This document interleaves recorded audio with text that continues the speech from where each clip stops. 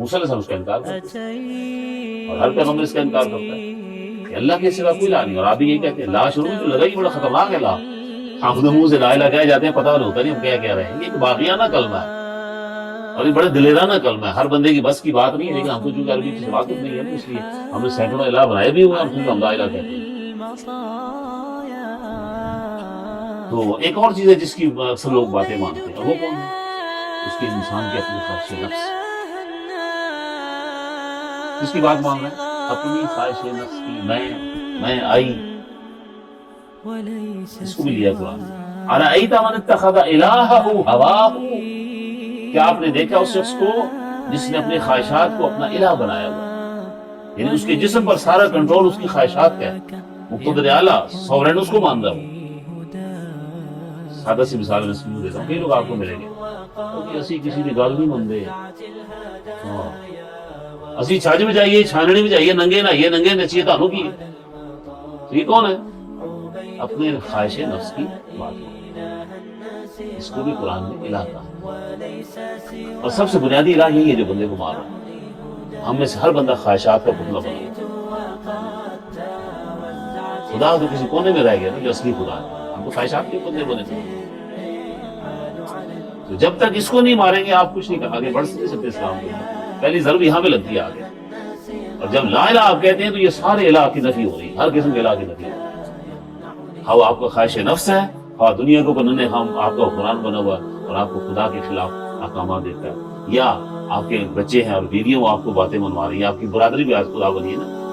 جی آپ کو نہیں پتہ یہ ہماری عواموں کی برادری، ہمارا تو یہ رول ہے اور خدا کچھ اور کہہ رہا ہے. یہ بھی اس کو الہ بنانے کے برابر ہے. وہ کہ دنیا میں ہم اس کا فتویٰ نہیں دیتے، نہ ہم اس پوزیشن میں ہیں، لیکن اللہ کے ہاں یہ بات چلے گی ضرور.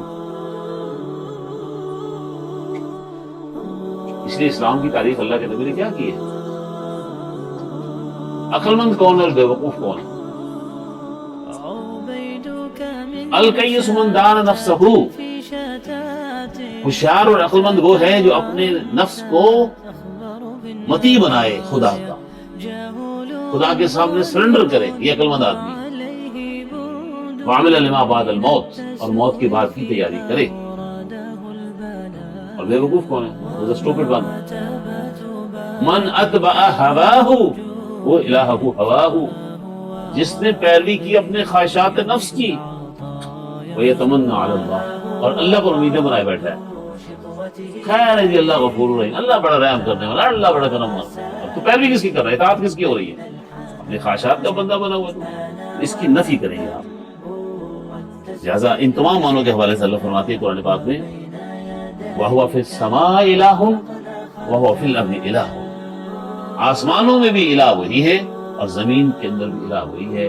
آسمانوں کا اقتدار بھی اسی کے پاس ہے، زمین کا اقتدار بھی اسی کے پاس ہے.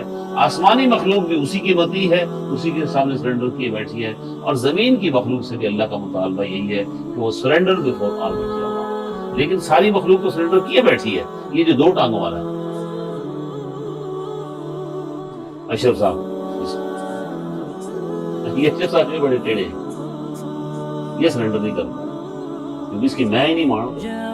جس کو دیکھو میں کی بیماری مبتلا ہے، اس میں کو مارنا اصل چیز ہے. اب خلاصہ یہ ہے کہ قرآن الہ کون ہے؟ وہ ایسی بلند و بالا ہستی جو نظروں سے اوجھل ہے،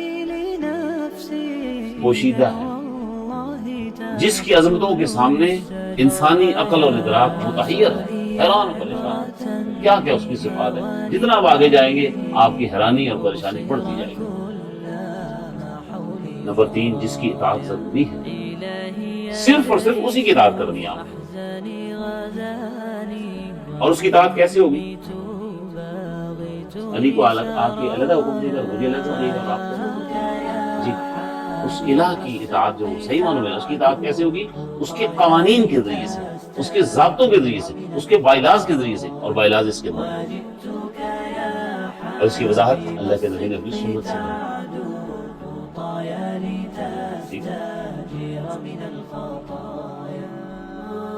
اس لیے فرمایا کہ الا لہ الخلق والامر، تخلیقات بھی اسی کی ہے اور حکم بھی اسی کا ہے. آپ کائنات کی کسی چیز پر انگلی رکھ کر کہہ دیں کہ یہ اللہ نے نہیں بنائی، کسی اور نے بنائی ہے، تو پھر کسی اور کی اطاعت بھی آپ کر لیں. جب آپ یہ کہتے نہیں کہ سارا کچھ اللہ نے بنایا تو پھر اللہ ہی کی اطاعت ہوگی. اور یہاں پھر میں بات کروں گا کتنے شعبوں میں اطاعت ہوگی؟ صرف مذہبی شعبوں میں ہم اللہ کی بات نہیں، جس شعبے کے اندر اس